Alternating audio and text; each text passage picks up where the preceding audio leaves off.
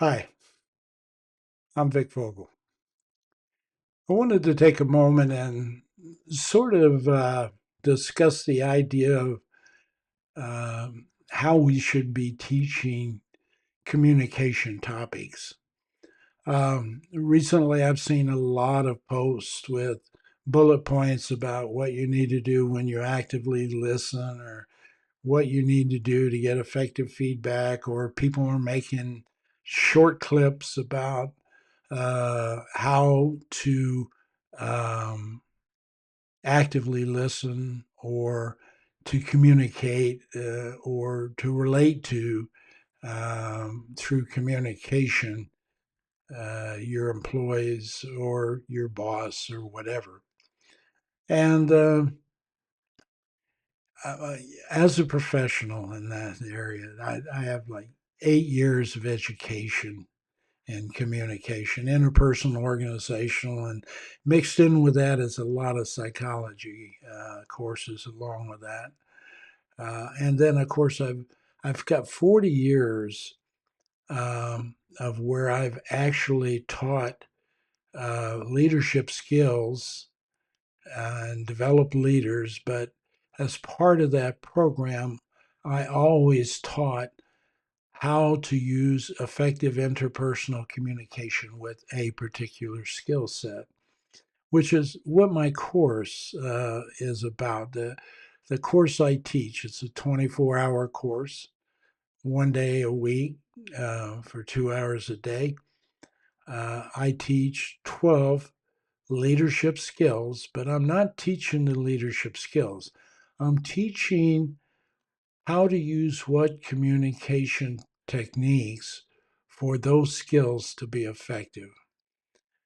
And one of the things that we cover during each of those classes is the psychological approach that you must take to effectively connect. And when we're talking about interpersonal connection or interpersonal communication, we're talking about connecting with someone else.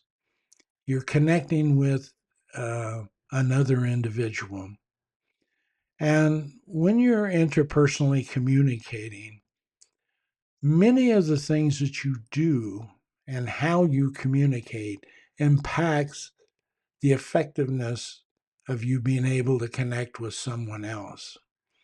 So uh, I think of interpersonal communication as a mostly right brain function where emotions and creativity and calmness and those things rest, as opposed to the left brain, which is the more logical, reactionary, defensive, where some of the more negative things we think of, we tend to think of the right brain in more positive terms. Uh, and one of the things that I discuss is the importance when you're communicating. Well, let's say you're managing a conflict. When you're communicating with one party or both parties that are having a conflict, or if you're engaged in a conflict, uh, how you handle each of these communication processes, like active listening. First of all, if you're engaged in the argument, you're most likely not active listening. So it's normally going to take somebody else to solve that, step in and help solve that problem for you. But if, for example, if you're the leader and you have two employees that are engaged in a conflict, uh, of course, the first thing, there's several basic, what I call left brain steps, logical steps that you want to start with. First thing is you want to calm, you want to diffuse the situation and calm both people down. Now, if it's a very hostile argument, and it's serious kind of argument, and you need to break it up immediately, you simply tell them to stop, and you separate them all together. But there's some things that happen when you do that you may not be aware of if it's not taught to you as part of the communication process or the skills process.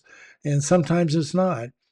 Um, with interpersonal communication, there is so much psychological emphasis in it. It is what we call psychobiological, okay? And uh, that means that so much of how you communicate will impact the emotions of the other person and the emotions they perceive of you. So when you first come up on somebody and say you've separated them and you're going in to talk to somebody about what happened, in order to get the best possible solution or the best possible information about what happened and the most honest information, that person has to feel comfortable in talking to you about it. So that, you know, the first thing when you come in, that person is still maybe angry, which means they're disassociated. They're not aligned with where you are. You're not angry. They are angry. So it's a disassociated. So the first thing you have to do in order to feel that person to feel comfortable in discussing what happened to you is you want to try to align them with you. You want to regulate their what we call a disassociation, or in this case, anger. You want to regulate that and bring that more in line with how you're thinking right now. Or in other words, you want to make them synchronous with you. And so when you go into this discussion, the first thing you might do is allow them to just explain what's going on, but you want to be listening when actively, of course, uh, but you want to be listening not so much where, and then when they're teaching it today, they're saying, you know, you want to be able to mirror the emotions this person's feeling. You want to recognize those. And so the one way to do that is to cite them back to you. You appear angry, very angry. So that means, or basically what they're saying to you is you want that person to feel like you're paying attention to them. And I take a little different approach to that from mostly from my experience in dealing with thousands and thousands of these situations over 40 years. Everything from, uh, you know, a shooter in the room to, and the hostage negotiators dealing with that person to uh, um, a basic conflict between two people over a work issue, to sexual harassment and a bunch of other things like that. I probably, there's not much I haven't dealt with in that 40 years, having been in fairly large corporations most of those years. So the first thing I have to do in my mind, regardless of whether I think this person is right or wrong, I normally come at this as someone who's being brought in to help solve the problem. But I have done this also as a leader where that person worked for me. Uh, the first thing I have to do is establish a connection.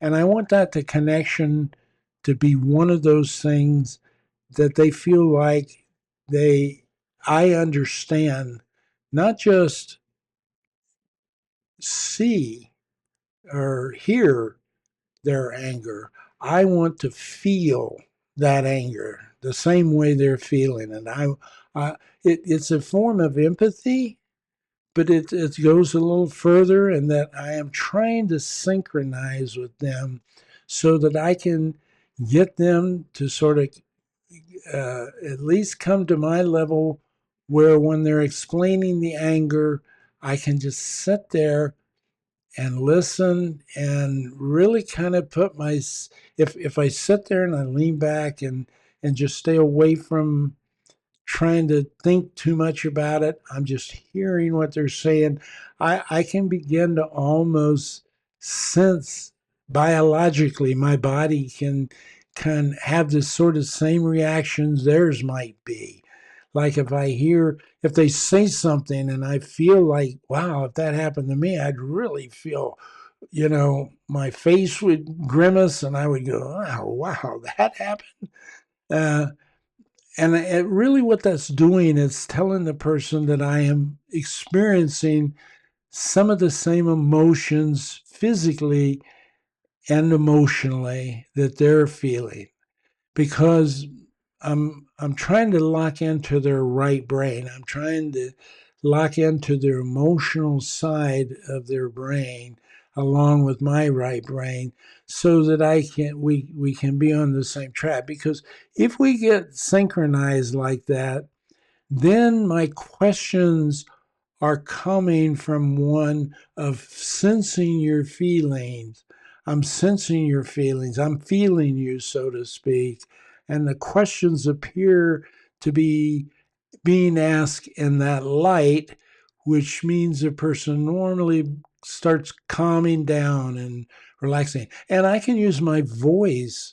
I can do it in very calm voice, very relaxing voice that allows them to be calming down at the same time where I'm grimacing when they describe something. That combination calms the individual down, makes it more comfortable for them to tell me how they see the picture. And I'm not judging at that point. In fact, I can't judge at that point because I don't know until I talk to the other person too. And I do that same thing with the other person.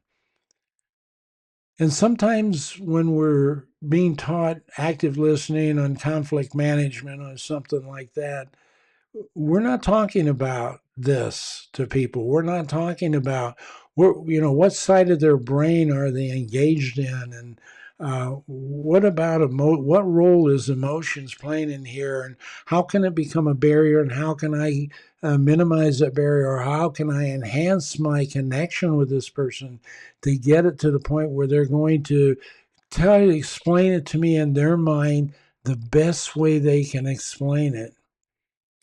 And I normally, as I'm questioning, I can even see whether or not when they finally calm down, it becomes more difficult for them to lie to me because they start stumbling and they start, hem hawing around or something like that. Where when they're angry, they're just coming straight at it from a specific point of view, and they're not varying from that point of view.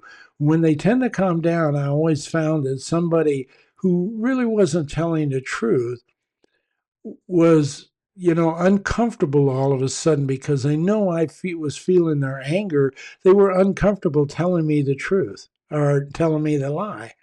And it was coming across that way. But we still wanted to get into a point where they're calmed down and we're getting as much information as I can from them. And I always dealt with that. I dealt the same way. I've been in sexual harassment cases where I did that with a woman who was very upset and very strange and filed this complaint. And I went down immediately and started talking to the manager. And the manager was outraged that she reported him as sexually harassing her. He never touched her in his life. And so you can see how that is. And so the first thing I had to do was we got them separated, and and then I was able, when she was at a place where we could calm down, I was able to create that connection with her by calming her down, and then sort of creating that sense of I need to hear what you have to say, and when some of the stuff she was describing, frankly, did make me feel really uncomfortable. And I would feel exactly the way she felt if that would have happened. But as I questioned her, I could see that she was hesitant at certain times, and you could begin to see the holes in the story, but you still, she was still comfortable in talking to me. And had she not been that way, she may have not have laid the story out like she did. And what it ended up being was he was about to fire her, and it was firing for cause.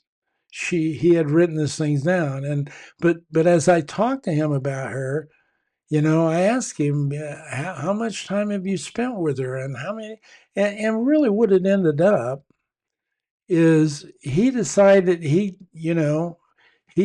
not to fire her on the spot. She basically admitted that she made up the story, and then I asked him how he wanted to handle it. He ended up saying, well, she comes in every day. She's been here for like 5 years. It was one of those things. I don't want to lose her, but they just got crossed over this. I'm going to have to fire you if you don't improve. And so, but the problem was he wasn't spending much time helping her improve. Or maybe if he would have repositioned her in another position in the store, just as valuable, it would have helped, which is eventually what he did, and she continued to work on there. Now, all I'm trying to say is this: there's more to active listening than um, making sure that you don't get distracted, making sure that you reflect back the behavior you think the person is feeling. Um, there's this sense of connecting. There's a sense of trying to regulate their behavior to get the best possible solution that you need to get out of the scenario. And for each of the skills, now I have 12 that I basically listed that I picked out over 40 years that I think that leaders basically they do on a consistent basis, daily or weekly anyway. Um, like conflict management, like handling difficult discussions, like dealing with a cultural variance problem, employee that doesn't fit in because they're from a different country or the language isn't good. Um, but there is no question that nonverbal communication is the most powerful aspect of your communication process that you can do. It is highly linked with the right brain. Um, we ask ourselves why. Why do people put so much emphasis on nonverbal communication? And the neuroscience, the neurobiology of all of this is that your eyes are really attached directly to your brain. They're the only two organs that aren't. That are attached directly to your brain, and they are the biggest sensory perception aspect of all your body: your auditory, your smelling, your touch, your taste. They all send signals through the autonomic system, but the eyes have so much power when it comes to perception. Like if you're out and you're looking at a parking lot and you look across all the cars in the parking lot and you see this really red looking Maserati sitting there, your eyes have the ability to focus on that Maserati and blur all of the other cars. They're there. You sense they're there, but you have the ability to focus on just that one car. So you have the ability to see a wide range of perceptions or narrow that down to a specific focus. And that is an extremely powerful perception that your brain uses to make decisions about things. So that's why nonverbal communication is more powerful than anything you say. So what gets in the way of that? It's like when you uh, cut off the camera. But it's not going to be the same if you see me talking about it and you see how enthusiastic I am about you really understanding this as part of your communication process, not just naming a behavior. Okay. You've got to emotionally engage that person you're with. You have to connect, you have to synchronize your right brain and their right brain so that the signals are coming across very clear, very concise. And then when I attach that meaning to what you're saying, it is actually what you mean, and I interpret it that way when I hear it. So, just some information. We could go into hours and hours and hours, and we do go into hours and hours in that course on this. I'm thinking people aren't getting a lot of this information. And there's some rationale, there's some strong rationale why being an effective communicator and taking time to understand what that means a big difference when you're trying to connect with your people as a leader, or you happen to be a coach trying to help someone, or you happen to be an HR person trying to resolve differences in scenarios when you're out there doing analysis on a sexual harassment case or something. These are important things for you to be able to do effectively, and there's a reason for them. Okay. I just wanted to bring that up. And so hopefully this is helpful to you. Thanks for listening.